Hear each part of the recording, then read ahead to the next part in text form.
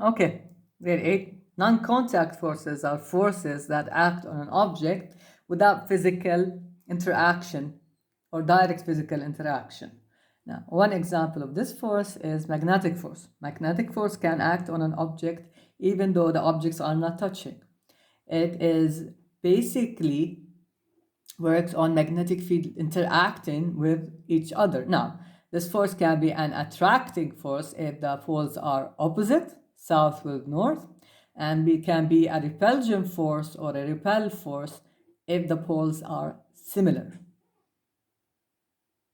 Electrostatic force is experienced when an object has a charge. For example, like sodium, positive sodium ion would have an attraction to a negative chlorine ion.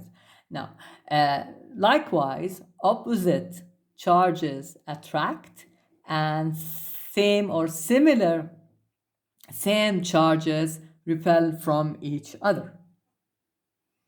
Gravity force. Now, gravity force is a universal force.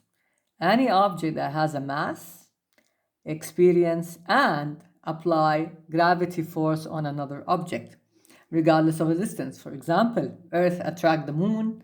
Earth is attracted by the sun or pulled, actually. Gravitational force is a pulling force and it keeps the planets in their orbits. It's a huge force. It's found all over the universe and it does not need two objects in contact with each other to have an effect on them.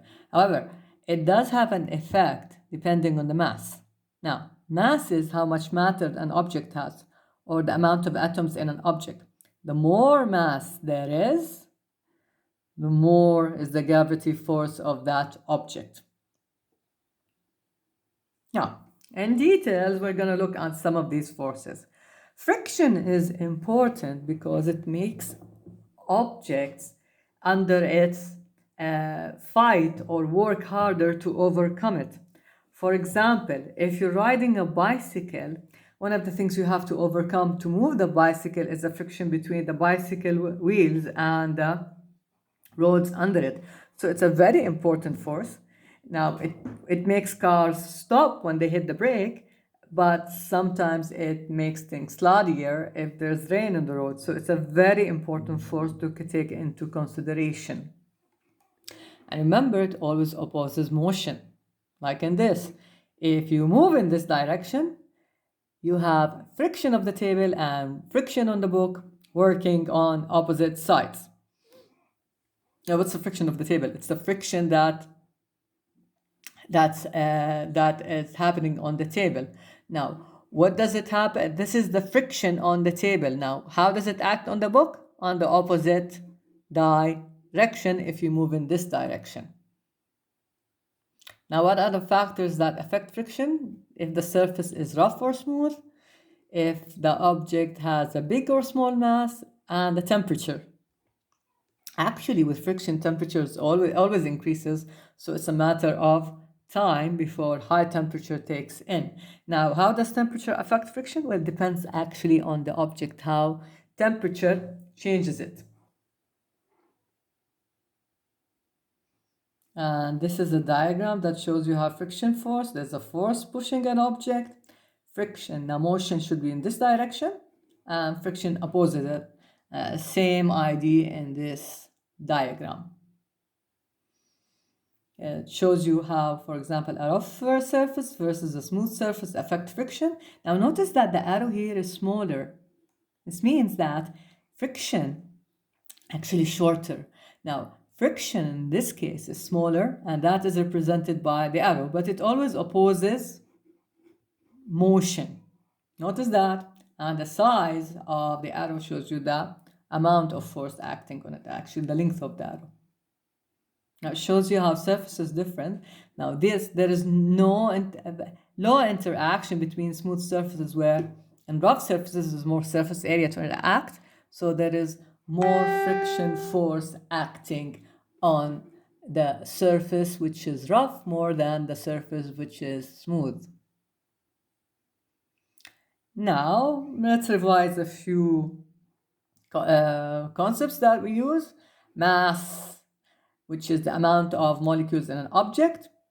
That doesn't change. Now, if you happens to be on Earth or on Moon, the number of atoms of you on Earth is the same as the number of atoms of you on the Moon. Does not change. However, gravity does change, and that gives us a different weight. So again, gravity force is a non-contact force. It pulls objects.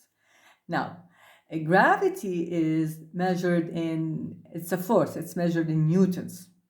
Okay, so basically the Earth gravity force field is measured as 9.8 newtons per kilogram. So whenever you stand on Earth, Earth is putting you the force of 9.8 newtons on each kilograms. Actually, we rounded to 10 to make it easier in calculations. Now, when gravity pulls on mass, which is the number of atoms in an object, versus, for example, this object has more atoms, therefore more mass. This object has less atoms, therefore less mass, different gravity. This would have more gravity. This would have less gravity force acting on it. So if we leave these objects, this one would rather have a big pull on this one than the object with less number of atoms. Now, what is weight? Weight is the pull of gravity on us. How do we calculate weight, which is a force? Well, we multiply mass by the gravitational field. Now, the gravitational field is basically 10 newtons per kilogram.